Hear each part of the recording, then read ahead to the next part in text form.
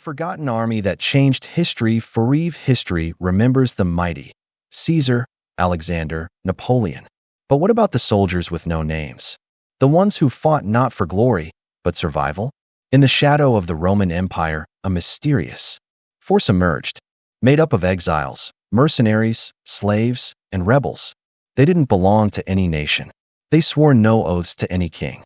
Yet their actions shook the ancient world. This is their story. The tale of the forgotten army, the force that changed history and disappeared. Text on screen. The forgotten army that changed history forever. The year was 218 BCE. The Roman Republic was expanding rapidly, swallowing territories, breaking rival kingdoms, enforcing Latin order. But across the Mediterranean, in the bustling port city of Carthage, a counterforce was awakening. Hannibal Barca, the young Carthaginian general, had a vision to bring Rome to its knees. But Carthage had a problem. Unlike Rome, it didn't have a citizen army. So Hannibal began building something else, a military force made of outsiders. From North Africa to Spain to the Alps, he recruited Berber tribesmen from Numidia, Iberian warriors from Hispania, Gauls, and Celts from France, slingers from the Balearic Islands, disillusioned Greeks, and mercenaries, even escaped slaves. And Roman defectors. This was no ordinary army. It was an international coalition of the forgotten, and it would soon march into legend. Hannibal's plan was daring. March this army, thousands strong, through the Alps in winter to strike Italy from the north. The Romans never expected this. It was suicide or genius. The forgotten army marched through snow, cliffs, starvation, and ambushes. Hundreds died, but they endured. When they descended into Italy, the world gasped. Elephants, African spearmen, Iberian swordsmen, an impossible army had arrived. At the Battle of Trebia and Lake Trasimene, they annihilated Roman forces. At Cannae, they dealt Rome its worst military defeat in history. Nearly 50,000 Romans killed in one day. Rome was terrified. The Senate considered evacuation. But the forgotten army wasn't done. For 15 years, Hannibal's army roamed Italy. They burned Roman fields. They attacked supply lines. They rallied local tribes.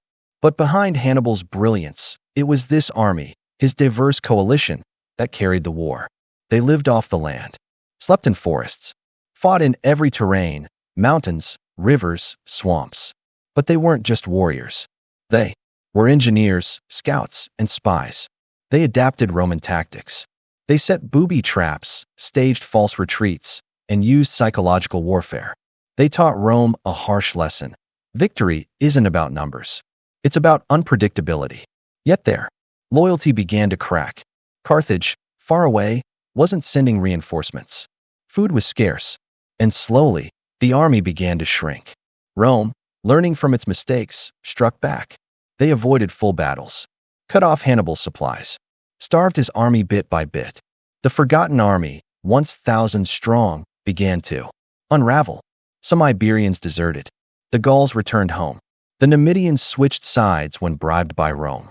Hannibal still fought, but the army beneath him was a skeleton of what it once was. These men had changed warfare, but now they were being forgotten in real time. And when Rome finally invaded North Africa, Hannibal was forced to abandon Italy and defend Carthage. At Zama, in 202 BCE, his final army was defeated. Rome had learned too much and brought their own Numidian cavalry. What happened to the forgotten army? After Zama, Carthage fell into submission. Its warriors scattered. Many were executed. Some were enslaved. Others returned to homelands that no longer trusted them. Roman historians barely mention them. Roman glory took the spotlight. The names of generals lived on.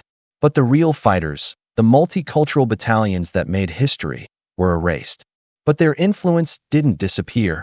Roman cavalry training copied Numidian tactics.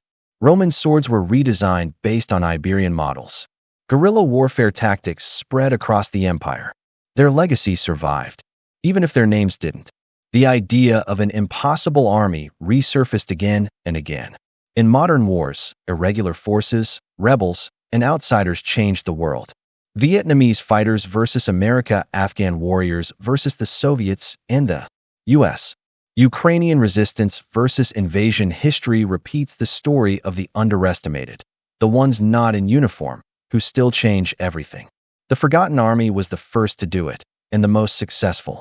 They didn't conquer Rome, but they made the Republic bleed, fear, and evolve. Without them, Rome might have conquered the world centuries earlier. The forgotten army fought the greatest empire in history and nearly won. They fought without recognition, medals, or statues, but they forced the world's most powerful empire to change. And today, we break their silence.